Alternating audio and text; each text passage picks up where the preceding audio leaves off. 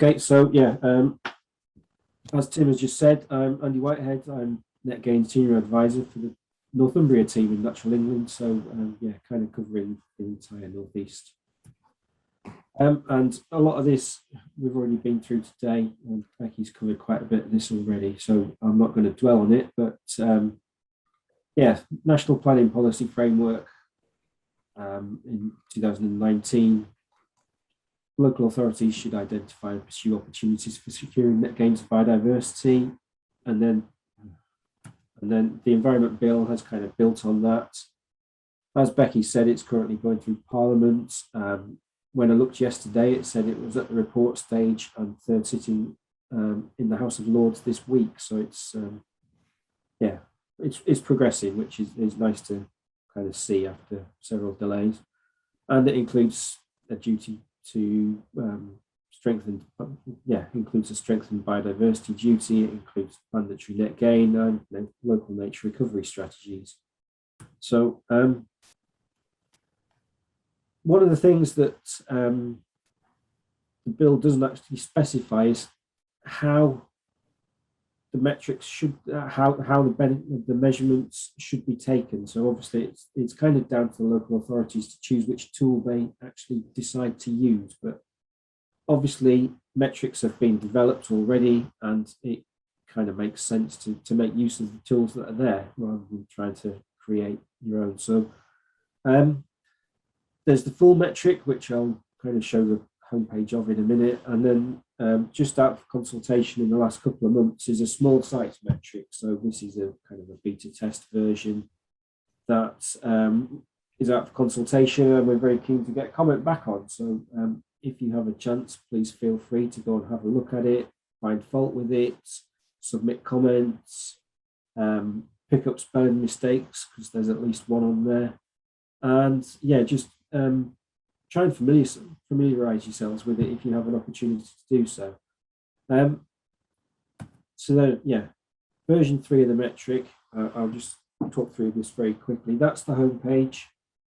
So it's an Excel-based tool with opportunities to input data to kind of explain what's there in terms of the on-site baselines, and that is then split into area-based habitats and linear habitats. So the linear habitats are then split between kind of hedgerows and watercourses. It then moves on to talk about what's there post-site. So if habitat is going to be lost, then or enhanced or created on-site, off-site, again, off-site baselining and what will be there after development to actually demonstrate that 10% target will be achieved. And the tool itself is a series of multipliers based on data input via a series of drop downs, and it kind of takes the condition of the habitat that's there, the size of it, strategic significance in terms of whether it's something that's actually identified in some kind of local strategy, and the distinctiveness of the habitat. And the distinctiveness is quite an important element in there.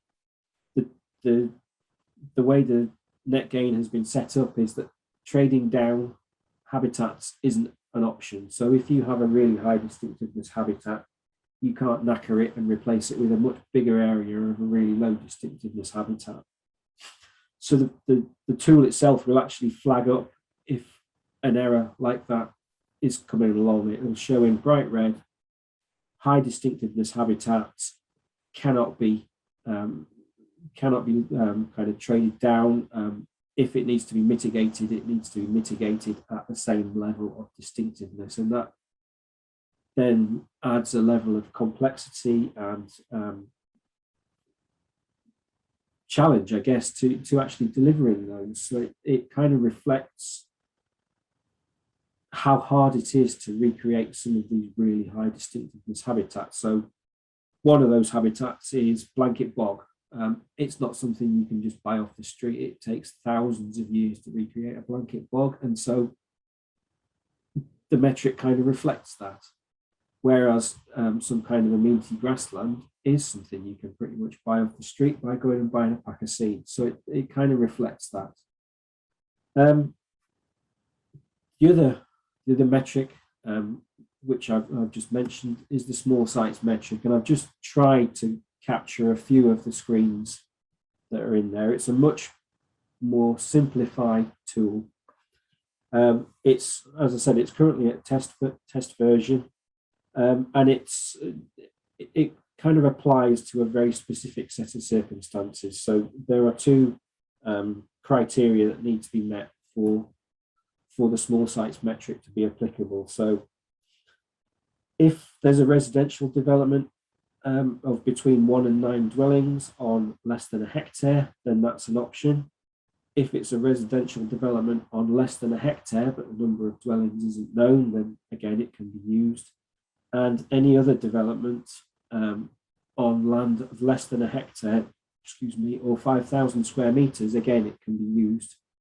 And at the same time, there cannot be any priority habitats on site. So it's quite a specific set of scenarios where it can actually be used, but designed to be much more straightforward, a lot less onerous in the level of detail that's input to there.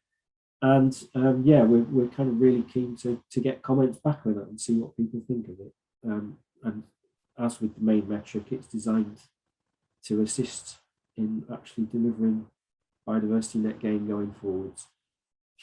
So those are the two main metrics, but I think it's important to not just think about delivering net gain in isolation. The environment in general, as has been talked about by Rachel and Geraldine just now, can achieve so much more.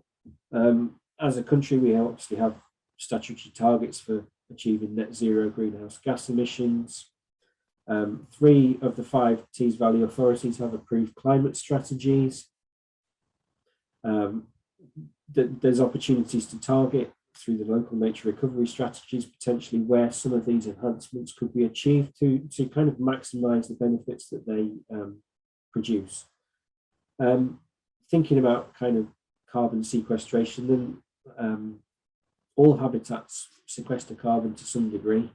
Some are obviously far more effective at that than others. But just to kind of flag a couple of other tools and reports there.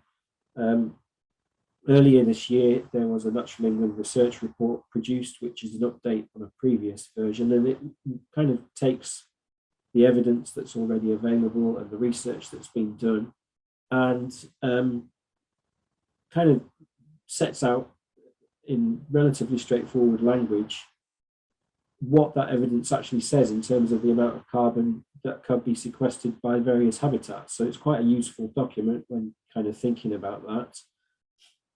And the other link on there is another tool, another Excel-based tool, which was released at the same time with the small sites metric, and it builds on, excuse me, it builds on the main net gain metric and kind of takes it that step further. So it's the environmental benefits from nature tool. So again, it's a test version. Again, we're keen to get comments back on it, but it has a number of scenarios in it that can be kind of looked at and can help with potentially targeting again where off-site enhancements might go to achieve more than just biodiversity net gain. So it could be you look at introducing a line of trees next to a road, so you then immediately start addressing air quality impacts or noise buffering for residential properties behind it. And so it starts then kind of moving it on to that next step. So yeah, I think all useful tools. I think these slides are going to be shared and the links are all working ones. So please do go and have a look at them and kind of make use of them if you can. And as I said, we're really keen to get comments back on them. So if you think they're rubbish, please tell us and we'll try and sort it. That's really all I wanted to say.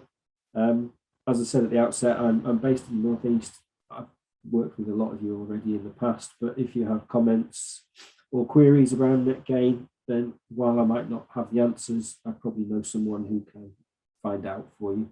So if you have any queries, then please feel free to get in touch. And thank you very much for listening.